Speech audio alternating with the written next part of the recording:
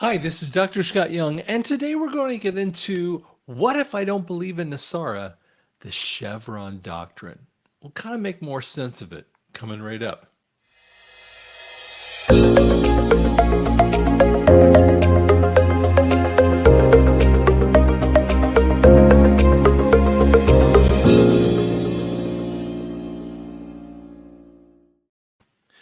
So I put something out on Telegram about Doctrine, and I'm still sussing it out. You guys probably are looking at it too. None of us are legal experts, and we don't play one on TV. So we'll kind of move through this in an interesting way. I want to show you. This is part of a PowerPoint that I had. I'm just going to bring up the one part of this area. And I always say this is there are components to this, to the whole thing. So for instance, we got the EBS, the gold-backed currency, debt forgiveness, COVID, deletion of Fed, deletion of IRS, deletion of three-letter agencies. Um, Boy, if you know how to talk about that one, email me, okay, at info@drscottyoung.com, because I really would love to have someone who's really good at that, and I bring you on with that too. Financial security, and that's the QFS. Now, this is a really kind of cool part. And then we're going to see big tech not censoring. This is something that's been deep on my heart, and we're going to probably play around with that one too. Social Security and disability is going to come up, and banks are not going to be able to charge compound interests. And then I believe the QFS is the new type of voting system that will actually make a difference. And then the last two things I mean is term limits, pretty straight up, but the court restrained in constitutional law. So this is the one. I don't know of anyone who could have predicted that this puppy would show up, because when you hear Chevron, you're like, isn't that the gas station kind of thing? So it doesn't ring exactly true in a lot of people's, thought process. Okay. So let's talk about, I got to bring this up in a correct way here. So it takes me half a second. Sorry about that, guys. It's always like super fun when you have something on the computer screen with that too. Okay, so let me pull this off here, and I'm going to bring this up on stage here. We're going to talk about just an AP article. So it takes away, and so people always will wonder, what the flock does this sucker mean, right? What does it do? And it's going to be a little hard, because frankly, what they did is went to the back door and dealt with a bunch of things off stage. Now, let me give you an example. When I first was in theater in high school and then in college, I had no idea how much work that you did off stage. And so I'd been in like 10, 12 different shows in about a 2 year period of time, and many of those shows took, like, we used to do like these 3 to 7 o'clock rehearsals. This is high school. Okay, you go to school, 3 to 7 o'clock rehearsals, and then performance week was 3 to 9, 3 to 11, 3 to 3. I mean, they were just nuts. You just never got any sleep doing them, but you never paid attention to the offstage issues. One of the weirdest ones is that I had two different characters I had to play. And so I'm out playing this one character. I had to run off stage, and someone's basically stripping off the clothes off of me. Not bad, but basically down to skivvies, and then got to get dressed. And I probably had a minute and a half to do this. And so most people don't realize what's happening in the background. So that's kind of what my statement there is on this. And so I think this is really a cool background type of situation that will take time for, as my son likes to say, suss out with that too.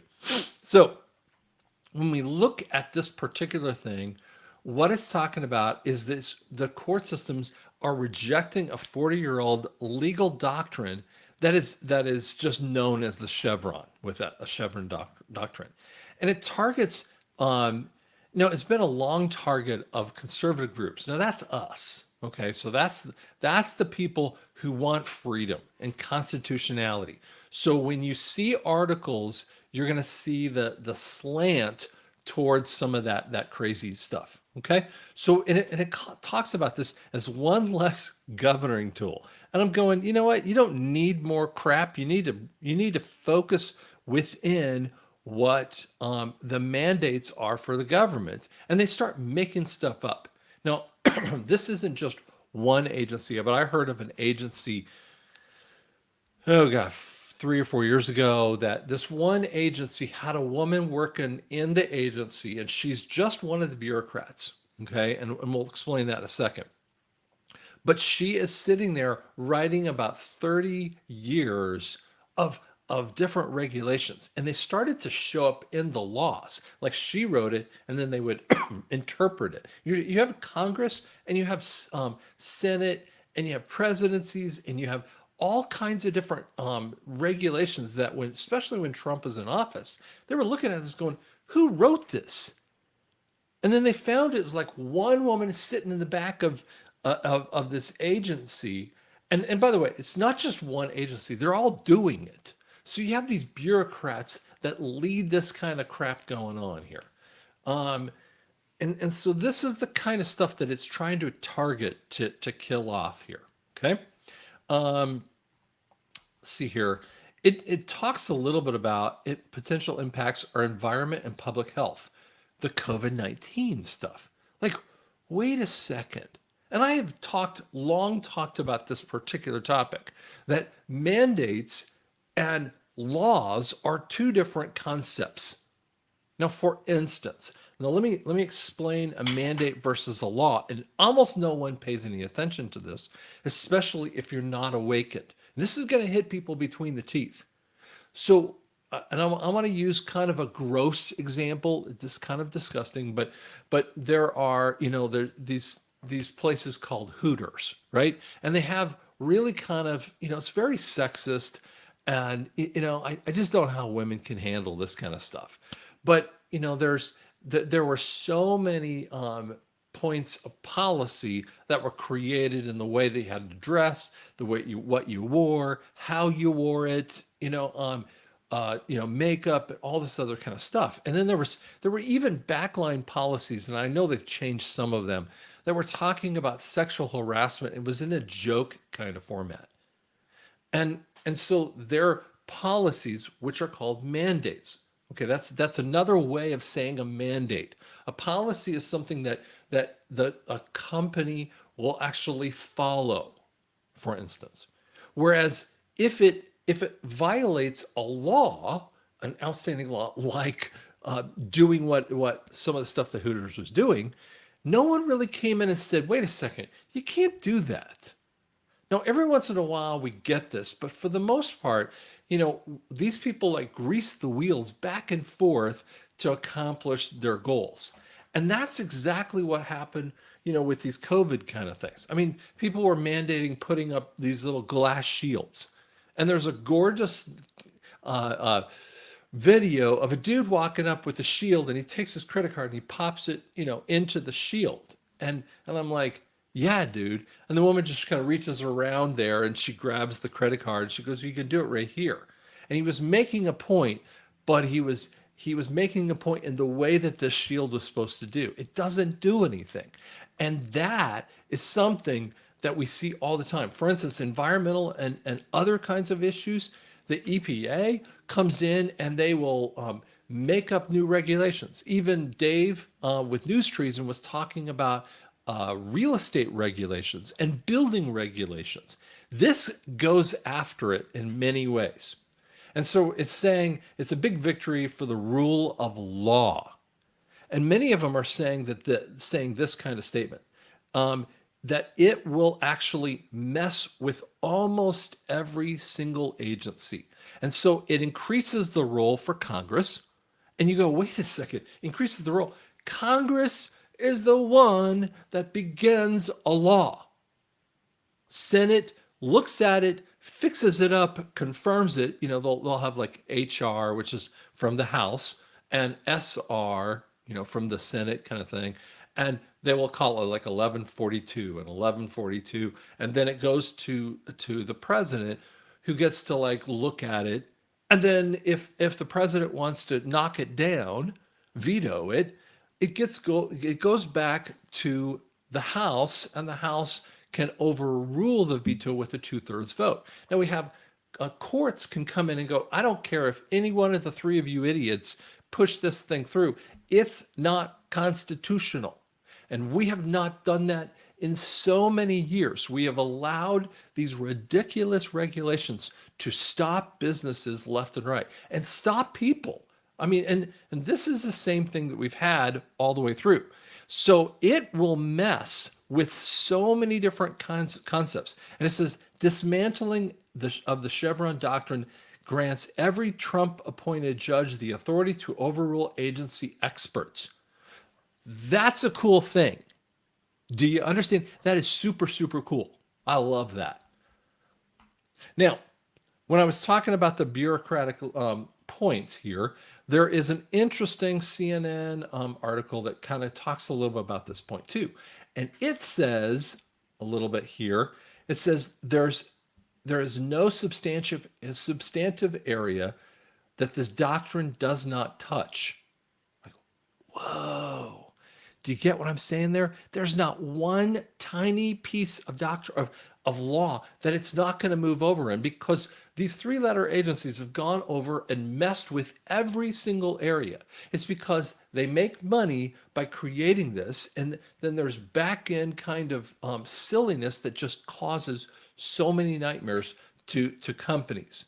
And so we have to spend resources. And even Dave with News Treason was talking about if the trees weren't the particular caliper rate and size, and it's like, come on, guys, it's just so petty.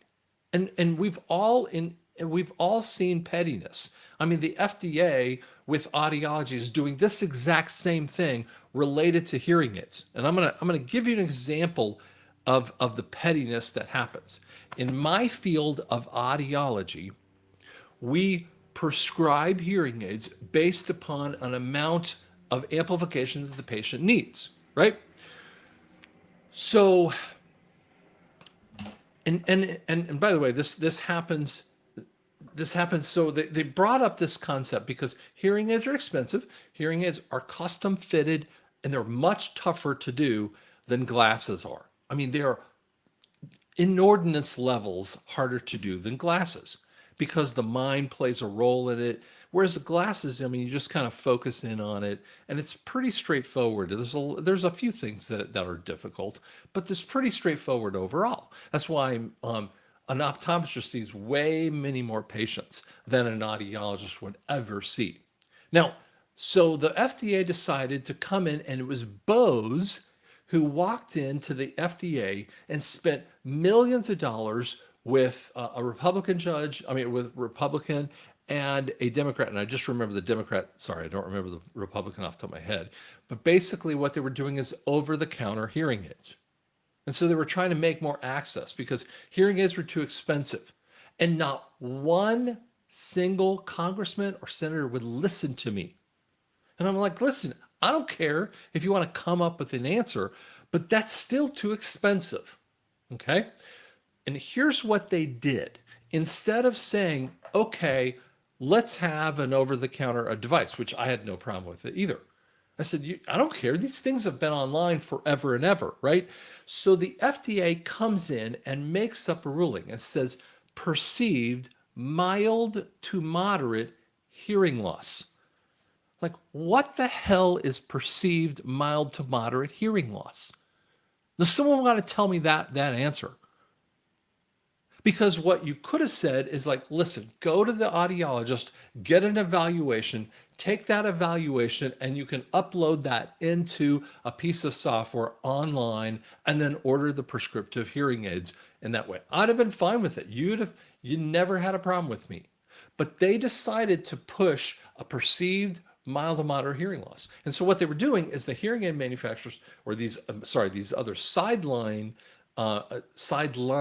manufacturers like Bose, walked in and said, we're going to sell and we're going to skip over the round of you. We don't want you to be a part of the process. And I'm like, screw you. I mean, we're trying to do the best we can for these patients. And yes, there's difficulties all around. I have no problem with someone existing, But the FDA never listened to any statement out there. And it made no sense because you can buy glasses online, but you actually have to upload your prescription. That's an example of it. So I'm sorry to get off on a tangent there, but it helps you to understand. See, that is Chevron doctrine to a T. That a federal agency decided to like override all kinds of amazing points. And frankly, as an audiologist, I'm required to have effective and down to the 1 decibel point hearing aids that are doing the right job. And I'm held to a standard. And yet an online place doesn't have to have any standards. In essence, it's a double standard, right? They don't have to be licensed. They don't have to do anything. They just get to like sell it out there. And why does it happen? Money, money, money. And Bose actually decided to jump into the market. They spent millions and millions of dollars. They greased the wheels everywhere. And then they suddenly disappeared from the market. And then we had all these people, these audiologists, they just went along like hook, line, and sinker along with the doctrine because someone in a federal agency decided to make a regulations up. And people like me were looking around going, this is not even right. Okay? So that's an example of what I'm talking about here. And that's the kind of stuff that will be killed by this. Here's just another article talking about the same kind of thing here. Going forward, they'll need to start with statutory language and decide what Congress actually wanted them to do. So with regulatory programs, they'd have to find out what is permissible to do. How do you know what's permissible? By the court systems. That's like totally fascinating, right? And bureaucrats don't get to do it. Now, I'm not talking about the lawmakers because the lawmakers are under oath to follow the Constitution. But the idiots that are sitting in these three-letter agencies don't have to do any of that stuff. And we let them go make up rules. And how do we know that they're not affected by money? Well, all of us have seen something that was affected and they just got enough money for it and they let it happen. Let's look at the SCOTUS point here. And so it talks about friends of the court. It is really interesting, and I'm going to show you some of the statements that are out there with the friends of the court kind of point here. When the Supreme Court first issued its decision in the Chevron case more than 40 years ago, the decision was not necessarily regarded as particularly consequential one, because that's how they do it. They'd slide it under the carpet so you don't really notice it, right? And then they build up underneath that carpet until you can't even shut the door because it's affected your whole room in essence, okay? For instance, there was a monitoring of a Clean Air Act, and then they shut it down in 2023 because they didn't have any funding. You're going, man, if something needed to be done, but we didn't have any funding for it, and then the regulation goes away, it's like, come on, guys. And so what it's talking about here, Roberts directs the courts to decide legal questions by applying their own judgment, makes clear that the agency's interpretations of statutes, like agency interpretation of the Constitution, are not entitled to deference. Okay, let me explain what that means. So you catch what I'm saying here.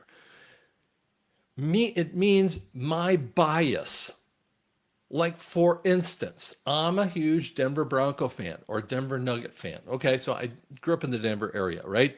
And you would not want me to have an influence upon a game from a regulatory standpoint, which would be the referees, right? Because I'm going to see all the things that are favorable for my team and not favorable for that other team that I really couldn't stand. Let's say let's say it's Phoenix, or pick the team that I don't like. And I'm looking at them and I don't want them to get the calls, even though now the big ones I might call, but the small ones, I wouldn't really call for them. where I'm going to call everyone for Denver out there because I'm biased in that way. You see, what they've done here is created a level of bias so that people can make whatever they want to up. And so it's saying, no, you have to be constitutional. Now let's go backward just for a second. I said to you that the courts would have to be retrained in constitutional law. Does that not sound like constitutional law to you? I mean, when I heard this thing, I barely understood where it was going. And now I'm starting to get the idea. This is way cooler than you thought. And then this is an article that was talking about the 5 problems with the Supreme Courts. Okay.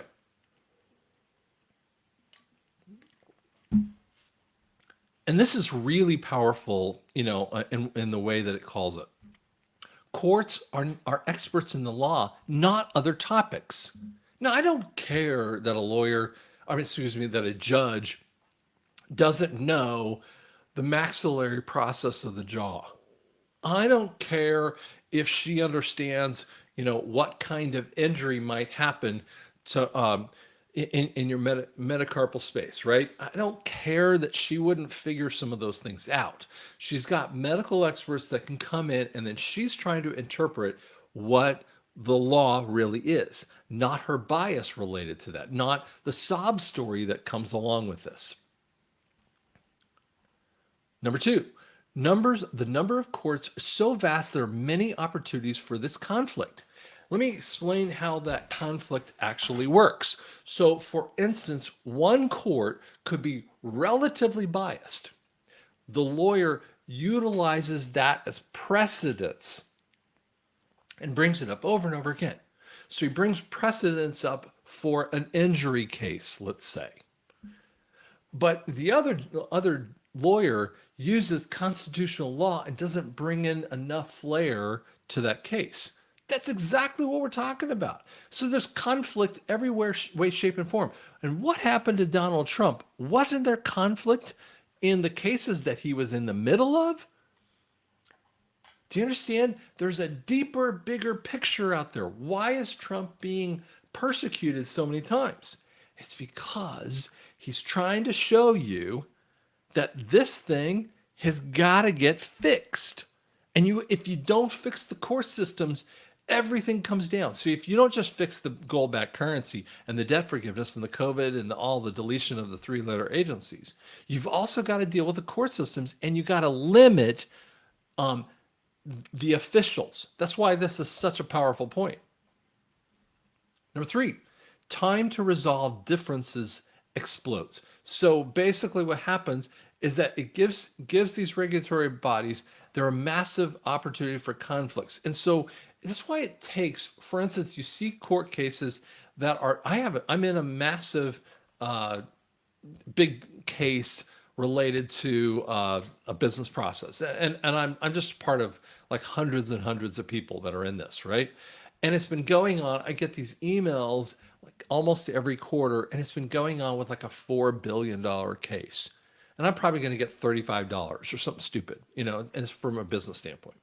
And it's because they keep delaying it, and they mess around, they keep delay it, mess around. And the only people that get ahead are the court systems and the lawyers. Those are the only 2 people that ever make any money off of this. And then there's what it's talking about is uncertainty rules. Companies often dislike regulations. Now, regulations can actually be a benefit, but when you bring up the legal cost, the paralysis and delays, that's what I mean here. Consumers ultimately have to pay the price, because if you're talking about a legislation over one kid who fell over a toy, then it goes through legislation, and then they blow it up, and then one kid gets injured by the toy. Let me give you a funny example. My very last or second to last day, I'm working at Sears in the sporting goods and toy department, right? There were the kids, and this is back in the 80s, and the kids and parents would take this big, it's probably like 3 to 4 feet long, It was a little car and it had a battery. It probably went like 2 miles an hour, tiny little battery in there. And they would always take it down and let the kids play on it. And then at the end of the day, I always had to pick the sucker up, and I would pick it up kind of vertically and then put it back onto the shelf. One time, it slips out of my hand and hits me in right in the bridge of my nose. I didn't have to wear glasses at the time because I'm in the 20s. And I kind of put it down and I'm like wandering around like this. And my boss sees me and there's blood dripping down my face. She's like, she overreacts.